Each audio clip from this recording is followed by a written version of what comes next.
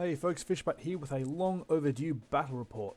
I've been busily painting up a Varangur army, which I'll be very pleased to show you, and I'm pitting it against the Brotherhood. 2,000 points in a dominate scenario, so let's get right into it then.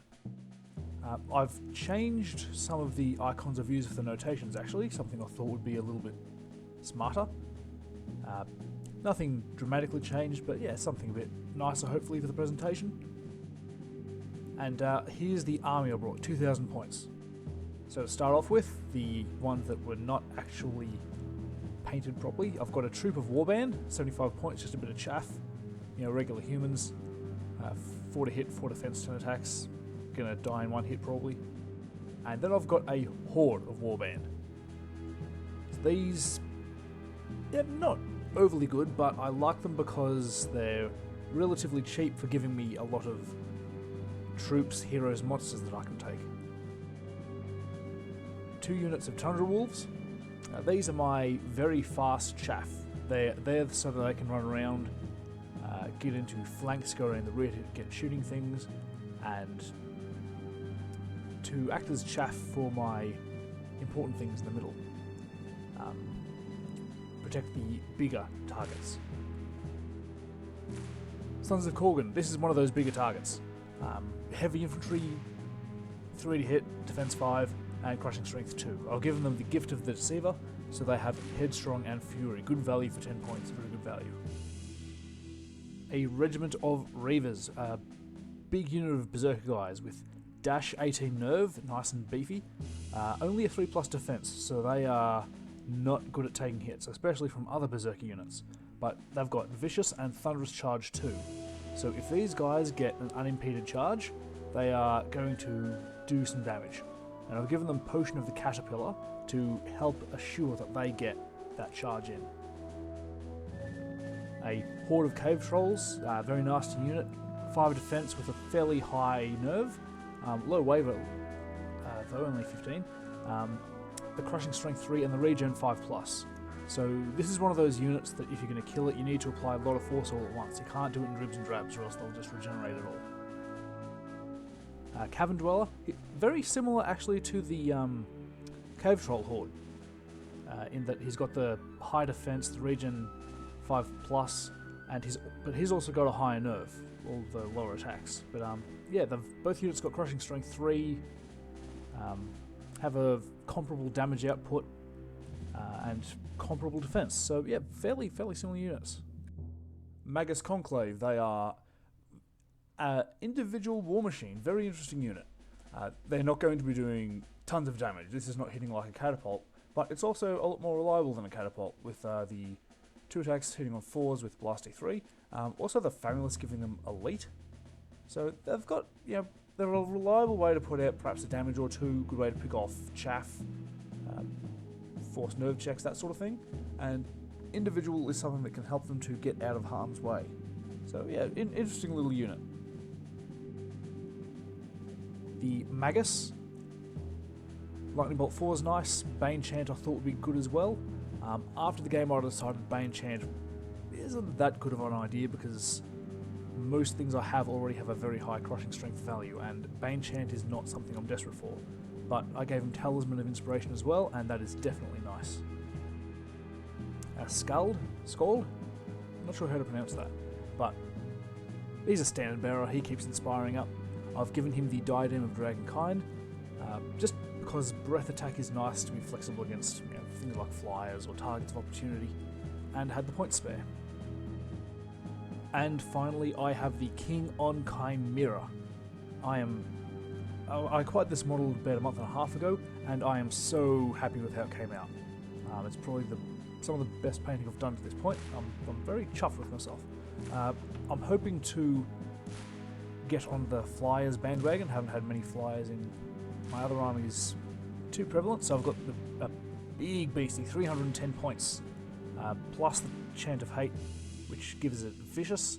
I haven't written it here, but I also gave him the guys that deceive us, so Fury and Headstrong as well. So this guy's 345 points, so huge investment for only 10 attacks. But hopefully that fly means I'll be able to get him into a really awkward space and start carving up flank and rears. jumping from place to place, doing some real damage. Looking forward to it. And so that's my army. The Brotherhood army, which I've gone against, I'll show now, and the deployment. So going left to right, we have up in the corner the siege artillery, always looking out for targets of opportunity to crush on. The Swainsville and Rangers, some very nasty yet expensive arch units down at the front, who are going to, of course, vanguard forward. Order of the Redemption there beside the lake, in the regiment with crushing strength. I can't actually remember which regiments had which items, so I'm half guessing, but I think that one had the crushing strength. It doesn't matter too much for this game, although the ones in the forest, they start with Pathfinder, I'm certain of that. But there are 3 regiments of them, one has Pathfinder, one has crushing strength, the other has elite, and I can't remember which one had crushing strength, which one had elite. Doesn't matter much though. They are very dangerous units with that. The regen, the thunderous charge, the high defense. Yeah, a big problem. Otherwise we have the Forsaken Beast, which I did not see last time I played Brotherhood. These guys are pretty cool. They're like mini giants with options. So only speed 6 and 8 attacks rather than d6 plus 6. Bit lower nerve, but you have a choice of breath attack, ensnare, vicious, regenerate. These guys are pretty flexible. You can put a lot of toys on these. I think my opponent's configuration here is one of the best options they have. Just chuck breath attack on them nice and cheap. It makes them very flexible. 15 points for breath attack 10 is very good value. Absolutely. Take it every time.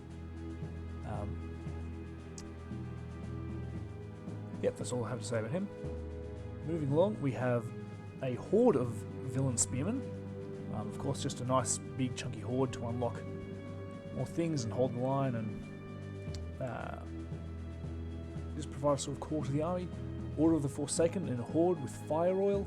I'm not sure why he took fire oil. I think he might have anticipated to have some regen or just had 5 points over. But yeah, these guys are nasty. They're the same as Dracon Riders for Elves minus Elite, and they get into nasty spots and cause lots of damage. Hard to respond to if you don't have good shooting. We have another Forsaken Beast with, did I say Beast? It's Beast with a B. Beast. With Breath Attack again. Order of the Redemption, these ones I think have Elite. Villain Siege Artillery again. And I haven't got the stat line there, but a unit of what are called Reconnoiteurs, which are basically scout cavalry. You know the ones, they're about 145 points with nimble and not many attacks. And that's 2,000 points of Brotherhood. And I believe that those Order of Redemption units, each of them are close to 300 points. And the Order of the Forsaken are 270 points as well. So between a lot of them, that's more than half the army. It's a lot of points, all in stuff that is going extremely fast and hitting very hard. Now looking at the Varangur deployment I've got here, all the way over on my far left flank, I've put a unit of wolves. And then in my centre I've got the Magus, the Warband, then the Warband Troop, which is screening for the Sons of Korgan. The Cavern Dweller, the Reavers, the skull behind them. Out of shot on the right side of this picture is the Magus Conclave. Then moving along, we've got the, what do you call them, the Cave Trolls, the King on Manticore, and the other wolves on the far flank. Now before we go any further, I just want to note that I'm packing a relatively elite army, and I'm not that fast, and I'm very spread out. This is not a wise thing to do. I really need to condense my deployment, I think. But anyway, let us go on. So Brotherhood wins the roll for first turn. And they advance. So nothing terribly dramatic, just general moving up. Yep, everything up, up, up, up, up. The Forsaken Beast comes quite a way forwards. Nothing really of note. Everything's being careful not to overcommit. The, what do you call it, Swain's villain archers, they move forward and shoot those wolves for 7 damage and waver them. Which is remarkable they did 7 damage for a start, but it's even more remarkable that the wolves survived that, so that was, something nice. one of the siege artillery gets line of sight on the warband horde, manages to hit and do 6 damage to the warband. And then it's the start of the Varangur first turn.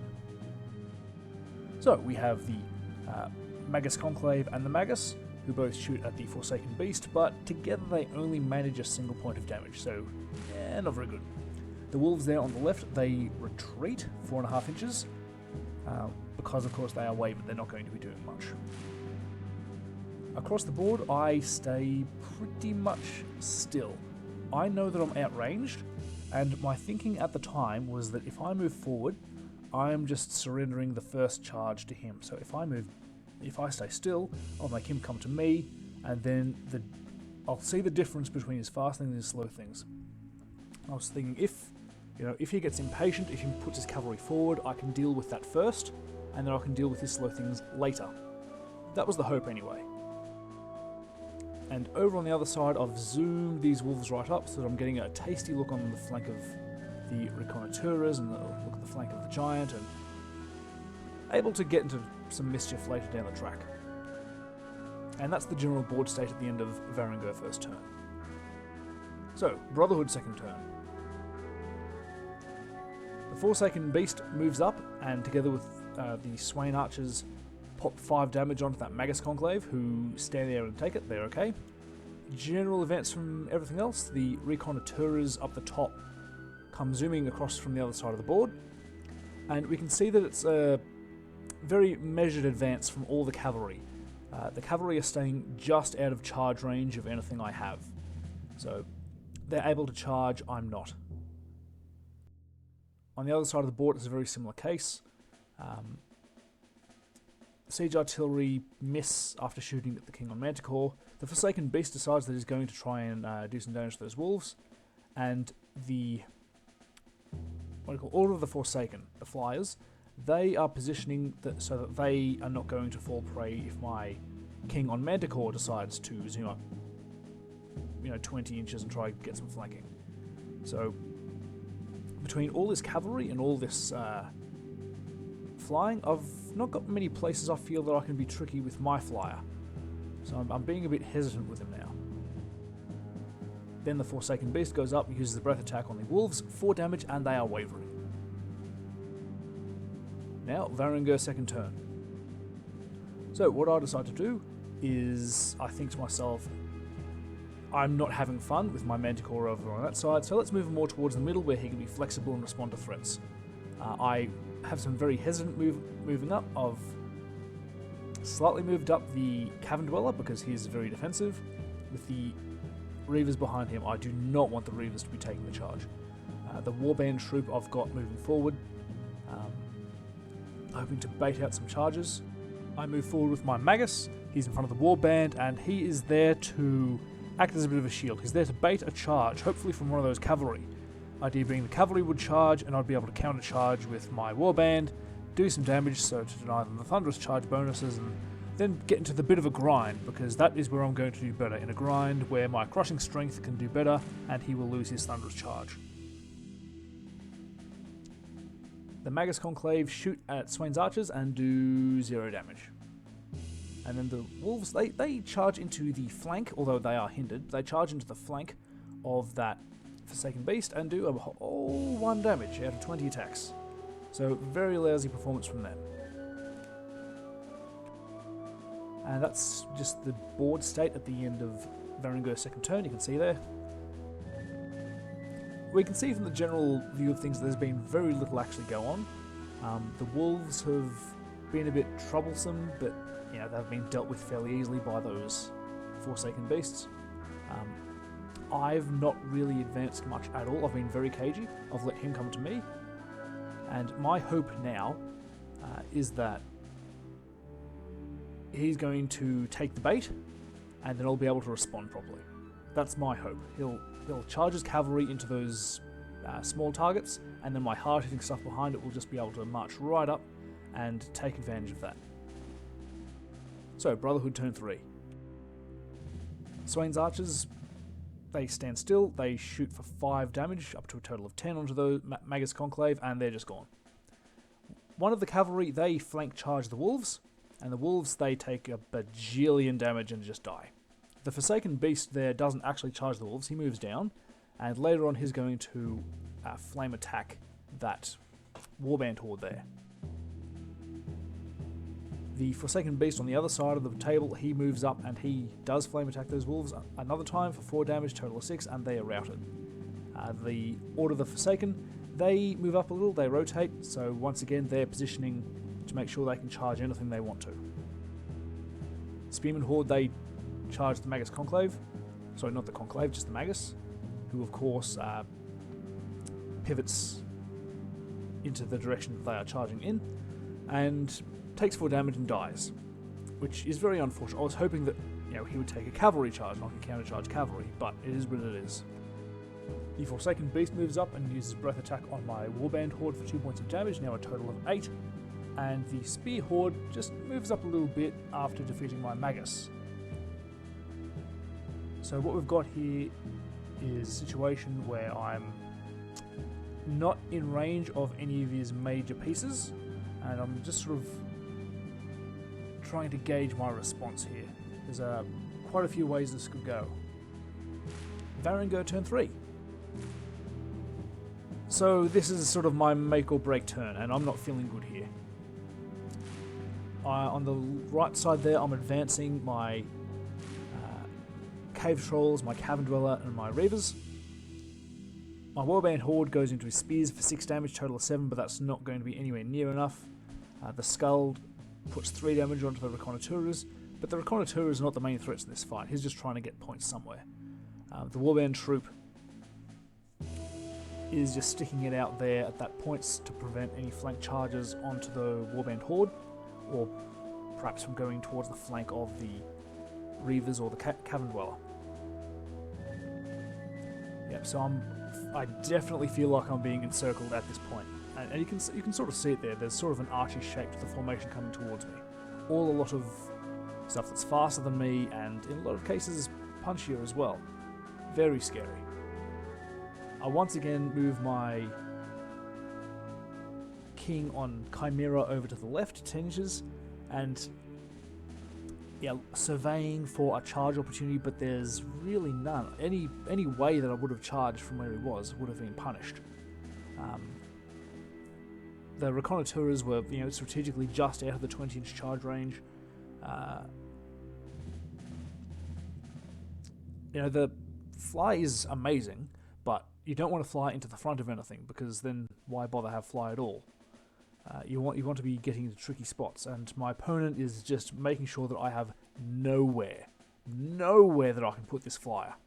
So he's spent 3 turns moving sideways, looking for a spot. And it is better to move sideways and look for something than to just throw him away. But I've been comprehensively denied a good way to use this flyer. Brotherhood turn 4. So the Spearmen are into the Warband, do 7 points of damage up to 15. They're okay. The Forsaken Beast moves across a little. He throws the Fireball at the Sons of Korgan for 3 damage. Some of the cavalry retreats a little bit, not a major thing. And moving across, we have the multi-charge. We have Order of the Forsaken, Order of the Redemption charging into the Cave Trolls for a total of 19 damage, which of course is double ones, and they're out of there. And that is just an action shot of the massacre.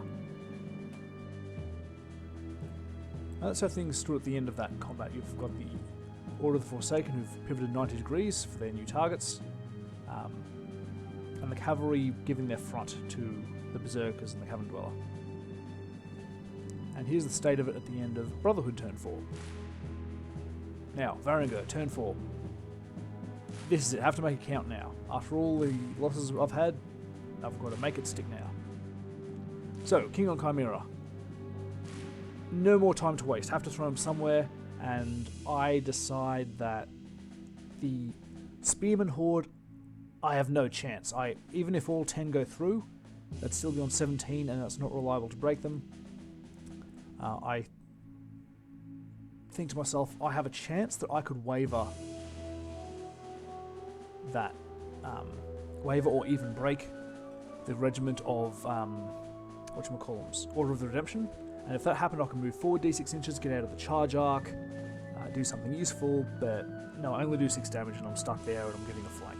The skull moves up, does 6 more damage to the reconnoiteurs and routs them. So I have routed something, which is nice. Sons of Korgan, they've moved up a little bit on the hill, but they're not going to do much. That's the thing, anytime I move forward, I'm just going to get a massive charge and get wiped. Other flank, the Cavern Dweller and the Reavers, put 9 damage between them onto the Order of the Redemption, and they do waver them, but these guys have Headstrong, which, yeah, really not good.